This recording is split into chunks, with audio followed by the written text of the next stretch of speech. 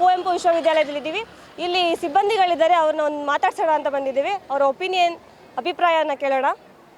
ಇಲ್ಲಿ ಗಾಡಿಗಳೆಲ್ಲ ಓಡಾಡ್ತಿರ್ತವೆ, ನಿಮಗೆ ಹೇಗೆ ಏನನ್ಸುತ್ತೆ ಕಂಟ್ರೋಲ್ ಮಾಡೋದಕ್ಕೆ?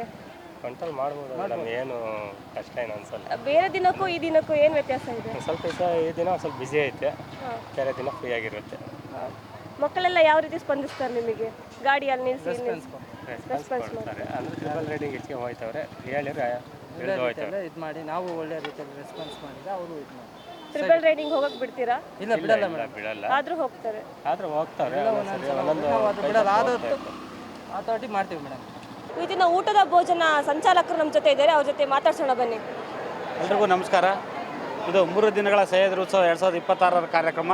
ಸೊ ಇಂಥ ಒಂದು ಕಾರ್ಯಕ್ರಮದಲ್ಲಿ 40ರಿಂದ 50 ಕಾಲೇಜುಗಳಿಂದ ವಿದ್ಯಾರ್ಥಿಗಳು ಬಂದಿದ್ದಾರೆ. ಸುಮಾರು 3ರಿಂದ 3,500 ವಿದ್ಯಾರ್ಥಿಗಳು ನಮ್ಮ ವಿಶ್ವವಿದ್ಯಾಲಯದಲ್ಲಿ ಪಠ್ಯೇತರ ಚಟುವಟಿಕೆ ವಿಭಾಗದಿಂದ ಒಂದು 23ರಿಂದ 24 ವಿವಿಧ ಸಾಂಸ್ಕೃತಿಕ ಕಾರ್ಯಕ್ರಮಗಳನ್ನು ನಾವು ಆಯೋಜಿಸಿದ್ದೀವಿ.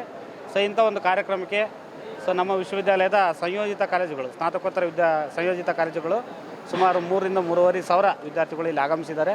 ಸೊ ಅವರಿಗೆಲ್ಲ ನಿನ್ನೆ ಮತ್ತು ಇವತ್ತು ಮತ್ತು ನಾಳೆ 3 ದಿನಗಳ ಕಾಲ 3 ಟೈಮು ಅವರಿಗೆ ಉಪಹಾರ, ಬೆಳಗಿನ ಟೀ ಕಾಫಿ ಜೊತೆಗೆ ಮಧ್ಯಾಹ್ನ ಊಟ, ರಾತ್ರಿ ಊಟ ಕೂಡ ವಿಶ್ವವಿದ್ಯಾಲಯ ಮತ್ತು ಪಠ್ಯೇತರ ಚಟುವಟಿಕೆ ವಿಭಾಗದಿಂದ ನಾವು ಆಯೋಜಿಸಿದ್ವಿ. ಸೊ ಇದ್ರ ಜೊತೆಗೆ ಅವರಿಗೆ ವಸತಿ ವ್ಯವಸ್ಥೆ ಕೂಡ ನಾವು ಇಲ್ಲಿ ಕಲ್ಪಿಸಿಕೊಟ್ಟಿದ್ವಿ.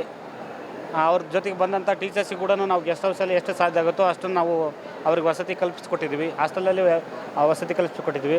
ಆಮೇಲೆ ಈ ಒಂದು ಕಾರ್ಯಕ್ರಮ ಯಶಸ್ವಿಗೊಳಿಸಲು ನಮ್ಮ ಕುಲಸಚಿವರು ಮತ್ತು ಕುಲಪತಿಗಳು ಮತ್ತು ನಮ್ಮ ವಿಶ್ವವಿದ್ಯಾಲಯದ ಎಲ್ಲ ವಿಭಾಗಗಳಿಂದ ತುಂಬ ಸಹಕಾರ ಸಿಕ್ಕಿದೆ.